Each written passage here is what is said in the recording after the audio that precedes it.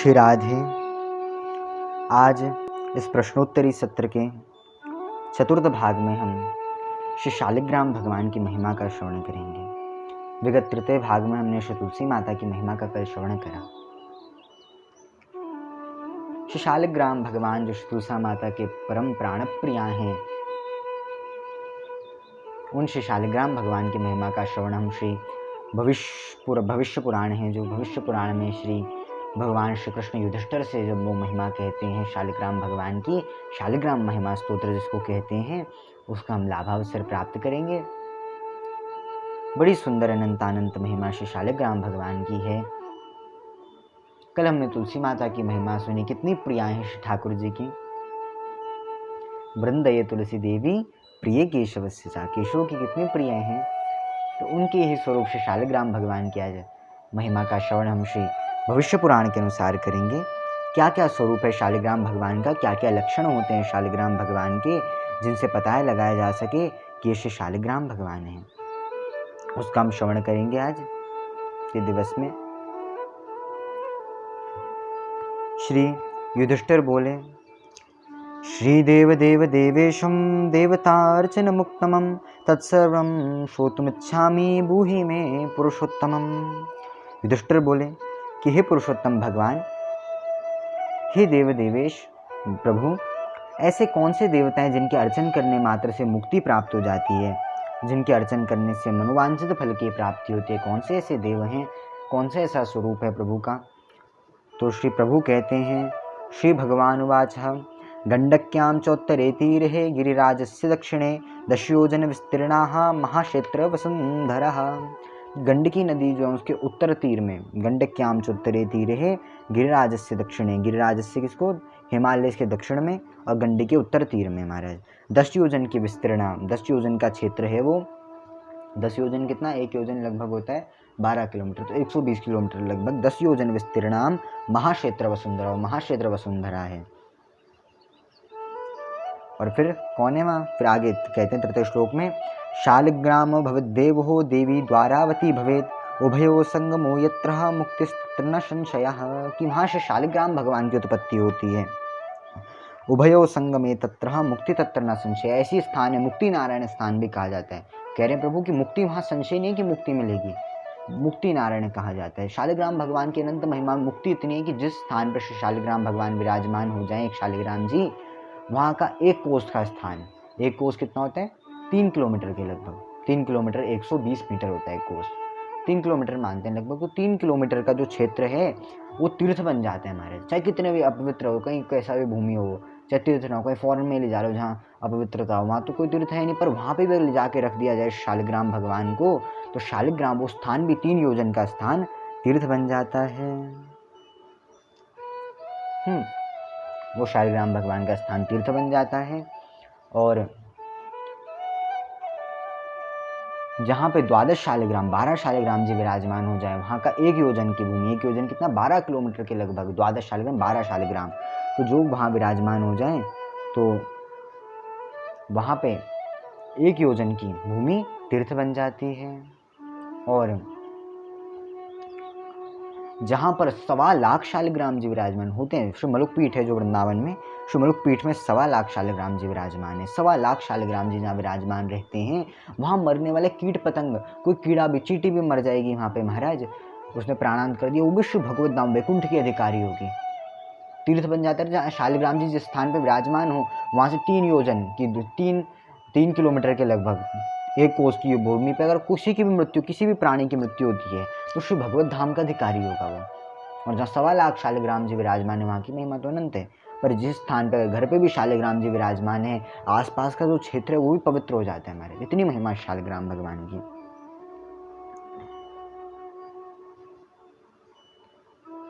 इतनी अनंतानंत महिमा। और कहते हैं पंचम श्लोक में कि आजन्मकृत पापानं प्रायश्चित्तं च इच्छति शालिग्राम शिलावारी पापहारी नमोस्तुते। कि अनंत जन्मों में जो पाप किए हों जीव ने, उनके अगर प्रायश्चित करने की इच्छा यदि सच में हो तो शालिग्राम जो शिला है, शालिग्राम भगवान है, उनका पूजन करना चाहिए। वो पापहारी नमोस्तुते कहा, प्रभु ने प्रणाम किस भाव से करा? पाप हरण करने वाले जो शालिग्राम भगवान है, पापहारी है वो शालिग्राम भगवान के, अनंत जन्मों के पापों का नाश कर देती है, हमारी भक्ति प्राप्त करवा देती है जीव को। और कैसा? शालिग्राम भगवान के 6वें श्लोक में शालिग्राम भगवान के चरणामृत की महिमा में कहते हैं कि अकाल मृत्यु हरणम सर्वव्याधि विनाशनम विष्णु पादोदकम पित्वा शिरसा धार्यमाम्यहम, कि भगवान नारायण का जो पादोदक है, अकाल मृत्यु को हरण करने वाला है भगवान शालिग्राम का जो चरणामृत है, जो अपने मस्तक पे धारण करता है उसको विष्णु पादोदकम पित्वा शिरसा धराम्यहम, पीता या सिर में धारण करता है उसको, तो उसकी अकाल मृत्यु हरण होता है। अकाल मृत्यु कभी उसकी नहीं होती, सारे व्याधियों का नाश हो जाता है उसके जीवन से। और जो शालिग्राम भगवान के ऊपर शंख में, तो जब आरती के बाद भगवान के ऊपर शंख घुमाते हैं ना और फिर जल का छींटा देते हैं, तो कहते हैं उसकी महिमा कितनी शालिग्राम जी के ऊपर करा जाए कि शंख मध्य स्तम तोयम भ्रामितम केशवोपरिम अंगलग्ने मनुष्यानम ब्रह्म हत्यादिकम दहेत, कि शंख मध्य में, अगर शंख के मध्य में तोय स्थित, तोय अर्थात जल को कहते हैं, शंख मध्यस्थम तोयम भ्रामितम, केशव मतलब भगवान के ऊपर से अगर उस जल को लिया जाए तो अंग में, अगर मनुष्य के अंग में वो जल लग जाए भगवान के ऊपर, शंख से, शंख के साथ भगवान के ऊपर जल घुमाया हुआ, तो अगर जिस मनुष्य के अंग में लग जाए महाराज, उसके सारे पाप से विमुक्त हो जाए, ब्रह्म हत्या जैसे पाप, महापाप जो हैं उनसे विमुक्त हो जाता है महाराज वो जीव। और कहते हैं जो भगवान का चरणामृत पीता उसकी कितनी महिमा, इसमें कहते हैं कि स्नानोदकम पिबे नित्यम चक्रांकितशिलोद्भवम प्रायश्चित्तम वितीतोयम ब्रह्महत्या वपोहति, ब्रह्महत्या को नाश करने वाला भगवान का शालिग्राम जी का चरणामृत भी है। यदि शालिग्राम भगवान का चरणामृत पिया जाए, जो उनका चरणामृत होता है, यदि उसको पिया जाए, जो शालिग्राम भगवान का चरणामृत है, शिलोद्भव लिंग, जो चक्रांकित शिलो है, जो शिला है भगवान शालिग्राम की, उससे जो निकला हुआ स्नानोदक है, जिससे स्नान कराने का जो चरणामृत है, उसको अगर पान किया जाए महाराज, तो ब्रह्महत्या जैसे पाप भी नाश हो जाते हैं, इतनी महिमा। और कहते हैं अग्निष्टोम सहस्त्राणि वाजपेय शतानि च सम्यक फलमावाप्नुयात् विष्णु नैवेद्य भक्षणात्, कि भगवान शालिग्राम का को नैवेद्य है, जो उनका प्रसाद है भगवान श्री शालिग्राम का, उसको यदि खा लिया जाए तो सहस्त्रों अग्निष्टोम यज्ञ होता है महाराज, बहुत दिन का होता है, बहुत समय का होता है वो अग्निष्टोम यज्ञ जो होता है। और वाजपेय, राजसूय जो वाजपेय यज्ञ होता है, अश्वमेध यज्ञ भी जिसको कहते हैं, 1000 अग्निष्टोम यज्ञ और 1 सहस्त्र वाजपेय यज्ञ करने का जितना फल है, उतना फल भगवान शालिग्राम को तुलसा दल के साथ पधराए हुए नैवेद्य को पान करने मात्र से प्राप्त हो जाते हैं, इतनी महिमा शालिग्राम जी की। और कहते हैं आगे कि नैवेद्यायुक्त तुलसीम च मिश्रितम विशेषपाद जलेन विष्णोः यु आशनति नित्यम पुरतो मुरारे प्राप्नोति यज्ञायुक्त कोटि पुण्यम, की जो तुलसी दल के साथ श्री प्रभु को तुलसी दल से मिश्रित करके विशेष जल के साथ, जल भी दे, जल दे और नैवेद्य दे तुलसी दल के साथ प्रभु को रोज, उसको क्या होता है, कोटि कोटि यज्ञों का फल प्राप्त हो जाता है। प्राप्नोति यज्ञायुक्त कोटि पुण्यम, कोटि पुण्य प्राप्त हो जाता है। कोटि शब्द का एक अर्थ होता है कि कोटि प्रकार भी कहते हैं, अनेक सारे प्रकार के पुण्य प्राप्त हो जाते हैं। एक कोटि शब्द का अर्थ करोड़ भी होता है, एक कोटि शब्द का अर्थ अनंत भी होता है, तो अनंत फल प्राप्त हो जाता है हमारे जो शालिग्राम भगवान की वो कर देता है। और 11वें श्लोक में कहते हैं कि खंडिका स्फुटिता भिन्न अग्निध्यास्त एव च शालिग्राम शिलायत्र तत्र दोषो न विद्यते, कि खंडिका कोई भी दोष हो, घर का दोष हो, कोई भी पितृ दोष होता है, और देव दोष होता है, कुल देव दोष होता है, ये सारे जितने अनेक प्रकार के दोष हैं, ग्रह दोष होता है, वास्तु दोष होता है, सारे जितने भी दोष हैं ये सब नाश कर देते हैं। कौन? जहाँ शालिग्राम शिला विराजमान हो जाए उस जगह पे, उस स्थान पे कोई दोष नहीं रहता महाराज, इतनी महिमा। और कहते हैं 12वें श्लोक में, 12वें श्लोक में, ना मंत्र पूजनम नेव ना तीर्थम न च भावनाम ना स्तुति नोपचारणश्च शालिग्राम शिलार्चनम, कि ना मंत्र से, उतना पुण्य किसी मंत्र से प्राप्त नहीं होगा, किसी पूजन से प्राप्त नहीं होगा, तीर्थ यात्रा से प्राप्त नहीं होगा, स्तुति अर्चन करने से प्राप्त उतना पुण्य नहीं हो सकता जितना शालिग्राम भगवान की अर्चन करने मात्र से प्राप्त हो जाता है जीव को। और कहते हैं ब्रह्म हत्यादिकम पापम मनोवाक्यम समभवम शीघ्रम नश्यम तत्सर्वम शालिग्राम शिलार्चनात्, कि ब्रह्म हत्या जैसे महापाप शीघ्र ही नष्ट हो जाते हैं उसके, और मनोवांछित फल जो भी मनोवाक्यम मनोवाक्य संभवम, जो भी मन में जो वाक्य है उसके, मन में जो भी सोचेगा वो सब संभव हो जाता है, वो सब हो जाता है जो शालिग्राम भगवान का अर्चन करता है नित्य। जो मन वांछित फल की प्राप्ति शालिग्राम भगवान के अर्चन मात्र से प्राप्त हो जाती है। और कहते हैं कैसा कैसा स्वरूप के वर्णन करते हैं 14वें श्लोक से कि नानावर्णमयं चेवह नाना भोगेन वेष्टितम तथा विप्र प्रसादेन लक्ष्मीकांतम बदाम्यहम, कि नाना वर्ण अलग अलग वर्णों के शालिग्राम जी होते हैं, नाना भोगेन हम अलग स्वरूप होते हैं, वर प्रसाद लक्ष्मीकांतम बदाम्यहम, ये प्रभु कहते हैं लक्ष्मीकांत भी स्वरूप होते हैं। और कहते हैं नारायणो भवो देवो देवचक्रम मध्ये च कर्मणः तथा वर प्रसादेन लक्ष्मीकांतम बदाम्यहम, ये 15वें श्लोक में कहते हैं। 16वें श्लोक में कहते हैं कौन कौन से स्वरूप हैं, कृष्णे शिलातले यत्र सूक्ष्मं चक्रं च दृश्यते सौभाग्यं सततं धत्ते सर्वसौख्यं ददाति च, कि जो कृष्ण शिला, कृष्ण वर्ण अर्थात काले वर्ण की जो शिला होती है, कृष्ण वर्ण की शिला होती है, उसके मध्य में यत्र सूक्ष्मं चक्रं च दृश्यति, सूक्ष्म चक्र एक छोटा सा चक्र का चिन्ह भी होता है शालिग्राम भगवान में, सौभाग्यम संततम धत्ते सर्वसख्यम ददाति च, सौभाग्य प्राप्त होता है उनके पूजन से, संतति अगर संतति नहीं है घर पे संतान आदि भी प्राप्त होती है, धत्ते सर्व सौख्य ददाति थे, सारा सुख जो होता है उसको प्राप्त हो जाते हैं। हमारा जो कृष्ण वर्ण के शालिग्राम जी जिनके चक्र वर्ण रहता है, कृष्ण वर्ण के होते हैं, चक्रांक जो शालिग्राम जी होते हैं उनका पूजन करने से। और कहते हैं वासुदेवस्य चिन्हानि दृष्ट्वा पापे प्रमुच्यते श्रीधर सुकरे वामने हरिद्वारस्तु दृश्यति, कि शालिग्राम भगवान का हमारे जितनी महिमा की दर्शन करने मात्र से, शालिग्राम जी का अगर कोई दर्शन करे, दर्शन करने मात्र से शालिग्राम भाव भी नहीं उसके अंदर, इतनी महिमा है कि भाव भी नहीं, ऐसी सिर्फ हाथ जोड़ दे शालिग्राम भगवान के सामने, उसकी भी अनंत अनंत महिमा, कोई भाव नहीं ऐसी आया ऐसी हाथ जोड़ दिए बस, उसकी भी अनंत महिमा है शालिग्राम भगवान के सामने, प्रणाम की भी अनंत महिमा है शालिग्राम भगवान को, पाप नाश हो जाते हैं शालिग्राम भगवान के दर्शन करने मात्र से जिन पे चिन्ह अंकित होते हैं। और कहते हैं कौन कौन से, वरारूपम देवम वरारूपिणम देवम कुरुमंगेरपि चिन्हितम गोपदम तत्र दृश्यते हे वाराहम वामनम तथा,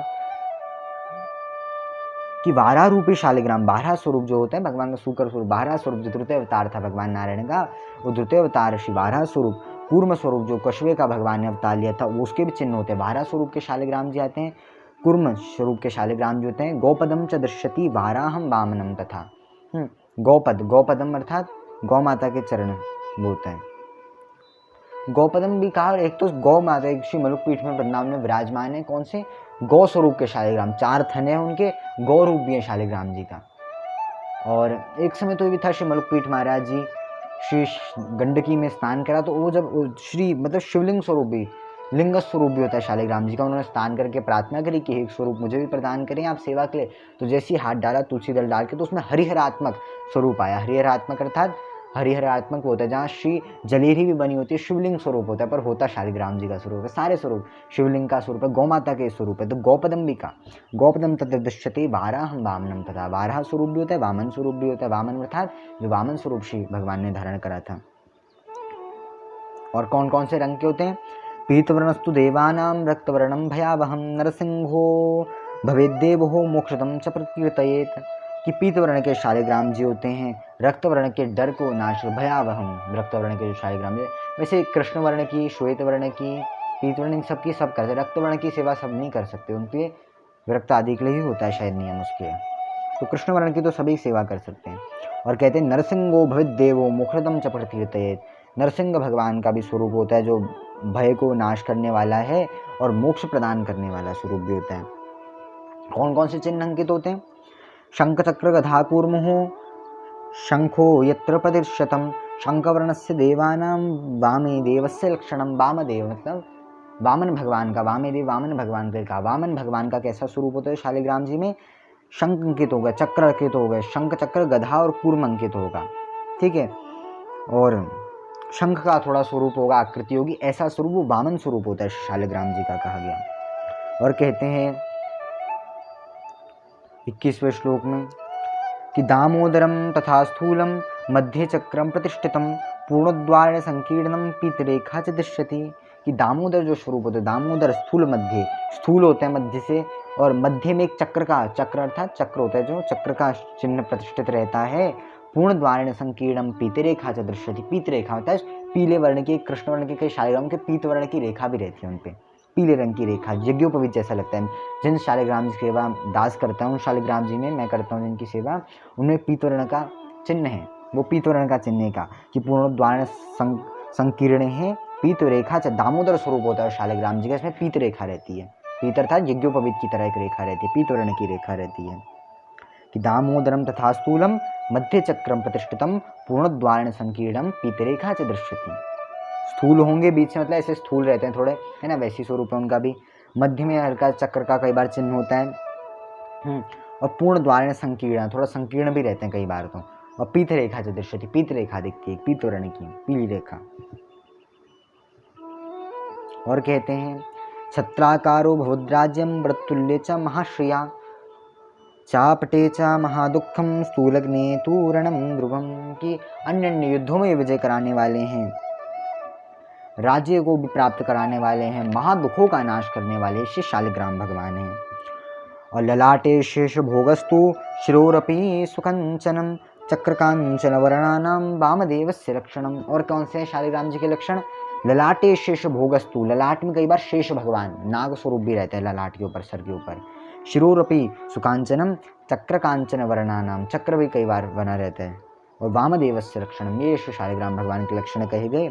और कहते हैं वाम पार्श्वे च वे चक्रे कृष्णवर्णस्तु पिंगलम लक्ष्मी नरसिंह देवानाम पृथक वर्णस्तु दीक्षते, कि लक्ष्मी नरसिंह स्वरूप भी होता है कई बार श्री शालिग्राम भगवान का। और वाम पार्श्वे च वे चक्रे कृष्ण वर्णस्तु पिंगलम, कृष्ण वर्ण के होते हैं, पीत वर्ण के होते हैं, मैंने पूर्व में बताया। और लक्ष्मी नरसिंह स्वरूप भी श्री शालिग्राम भगवान का होता है।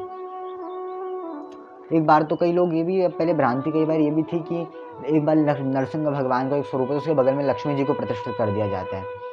ये भ्रांति नहीं है, भी स्वरूप है श्री वाम, जो श्री पद्म पुराण के अनुसार है, शायद पद्म पुराण के वाक्य है ये, पद्म पुराण के अनुसार कि प्रहलाद जी का जब रक्षा के लिए प्रभु पधारे तो लक्ष्मी जी भी संग में थी, लक्ष्मी जी भी बगल में बैठी थी, जिस सर्प के ऊपर श्री नरसिंह भगवान विराजे। तो लक्ष्मी नरसिंह स्वरूप विशेष प्रभु का है। लक्ष्मी नारायण स्वरूप तो लक्ष्मी और नरसिंह स्वरूप भी है, ये पुराणों तो स्वरूप है, पुराणों का ही भाव है लक्ष्मी नरसिंह स्वरूप, है ना। ये नहीं मानना चाहिए कि किसी चित्रकार ने बना दिया, कई बार ये भी भाव भी रहता है ना, पर पद्म पुराण में ये बात आती है। और कहते हैं लंबोष्टते च दरिद्रम स्तात पिंगले हनिरेव चा लग्न चक्रे भविद्याधि वरदे मरणम ध्रुवम, की अगर मृत्यु भी शालिग्राम भगवान के समीप होती है, उनका चरणामृत आदि लेके होती है, तो भगवत धाम का अधिकारी भी होता है। इतनी भी महिमा है शालिग्राम भगवान की। और महिमा कहते हैं, अब चरणामृत की पुनः महिमा कहते हैं अंत में कि पादोदकम च निर्माल्यम मस्तके धारयेत् सदा विष्णु दृष्टि भवितस्य विष्णु दृष्टि भक्षितव्यम तुलसी दल मिश्रितम, की जो तुलसी दल के युक्त भगवान शालिग्राम के चरणामृत और निर्माल्य को, भगवान शालिग्राम का जो पादोदक है, भगवान शालिग्राम का जो पादोदक अर्थात वो जो भगवान शालिग्राम का जो चरणामृत है उसको सदा पान तो उसका करना चाहिए, पर मस्तक पे भी धारण करना है। जो मस्तक पे धारण करता है तिलक के साथ, मस्तक पे धारण करता है पादोदकम च निर्माल्यम। निर्माल्य क्या होता है? निर्माल्य जो चंदन होता है, निर्माल्य भोजन को निर्माल्य नहीं का, भोजन तो मस्तक पे धारण नहीं कर सकते ना, तो निर्माल्य जो भगवान को लगा हुआ चंदन होता है वो, और भगवान को चरणामृत होता है उसको जो मस्तक पे धारण करता है शालिग्राम जी के, विष्णु दृष्टि भवितव्यम, विष्णु भगवान उस पर सदा अपनी दृष्टि बना के देखते रहते हैं उसको सदा, कि इसको कोई रक्षा के लिए सदा उसकी रक्षा करते हैं, सदा उसको देखते रहते हैं, रक्षा के लिए उसकी दृष्टि बना के रखते हैं जिसके मस्तक पे रहता है। इतनी महिमा। और कहते हैं कल्पकोटि सहस्राणि वैकुंठ वसते सदा शालिग्राम शिलाबिंदु हर्ता कोटि विनाशनः, कि कल्पकोटि सहस्राणि, कल्पकोटि तो इसलिए कहते हैं कल्पकोटि सहस्राणि, इसका अर्थ अनंत मानना चाहिए, अब इसका अर्थ ये नहीं मानना चाहिए। कल्पकोटि सहस्त्राणि वैकुंठ वसते सदा, जो शालिग्राम जी का पूजन करता है अनेकानेक जन्म जन्मांतरों तक श्री वैकुंठ में वास करता है। शालिग्राम शिलाबिंदु हत्या कोटि विनाशनम, अनंत अनंत ब्रह्म हत्या से पापों को विनाश करने वाली है। करोड़ों अरबों खरबों जन्म तो अनंत क्या मानते हैं इसको, अनंत मतलब सदा श्री भगवत वैकुंठ के धाम का वासी होता है जो भगवान शालिग्राम का पूजन कर देता है महाराज। और कहते हैं इतनी अनंत महिमा श्री शालिग्राम भगवान की है। अब आगे श्री प्रभु ही, भगवान श्री खुद ही कह रहे हैं श्री प्रभु इस महिमा को। अब श्री 28वें श्लोक में कहते हैं कि तस्मात् संपूजित धत्वा पूजितं चापि सर्वदा शालिग्राम शिलास्तोत्रम या पठेष्युत्तमम्। जो नित्य से शालिग्राम भगवान का पूजन करता है, इस शालिग्राम शिला स्तोत्र का जो पाठ करता है, द्विजोत्तम सागच्छामि परमं स्थानम यत्र लोकेश्वरो हरि, जो स्तोत्र का पाठ करता है, इसका श्रवण करता है और शालिग्राम भगवान का पूजन करता है, वो परम स्थान को प्राप्त करता है जहाँ साक्षात श्री हरि निवास करते हैं। सर्व पापा विमुक्तो हो विष्णुलोकम से गच्छति, सारे पापों से मुक्त होकर वो श्री भगवान के नित्य धाम की प्राप्ति करता है। और दशावतार देवानां पृथक वर्णस्तु दृश्यते ईरसप्तम लभ्यते राज्यम विष्णु पूजन कर्मुनाथ, कि दशावतार, दशों अवतार के शालिग्राम जी विराजमान रहते हैं और अलग अलग वर्णों के शालिग्राम जी रहते हैं। सबको, जिसको जो मनोवांछित चाहिए, राज्य आदि सबकी प्राप्ति शालिग्राम जी भगवान कराते हैं। विष्णु पूजन कर्मुनाथ, उनके पूजन करने मात्र से प्राप्त हो जाती है।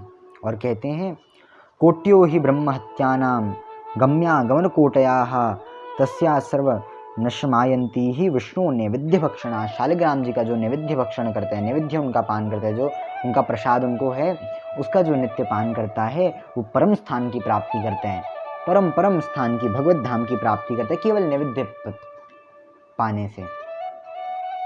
जो तुलसा दल पधरा के, कल तुलसी माता की महिमा में भी ये बात मैंने कही नहीं, क्योंकि कल भी महिमा बहुत ज़्यादा, आज भी बहुत ज़्यादा समय हो गया है, परंतु तभी भी पूर्ण स्तोत्र का मैंने कहा व्याख्या करी दूँ। मैं भी प्रथम बार इस स्तोत्र की पाठ कर रहा हूँ, प्रथम बार मैंने भी ये महिमा सुनी श्री शालिग्राम भगवान की, ठीक से आज ही, इसलिए मैंने कहा। तो इतनी महापुण्य श्री शालिग्राम भगवान का है भविष्य पुराण के अनुसार। तो बताया तो मूल ही था संस्कृत में, मैंने तो अर्थ करके आप सबको बताया उसका हिंदी से, इसका अर्थ उतना गूगल आदि में प्राप्त नहीं है, तो भविष्योत्तर पुराण आदि में है। तो इतनी इसकी महिमा है, केवल मूल ही मेरे पास स्तोत्र पड़ा था, इसका अर्थ तो था नहीं, तो इसलिए सिर्फ मूल की मैंने व्याख्या करके आपको बताई, मूल जो संस्कृत का स्तोत्र था।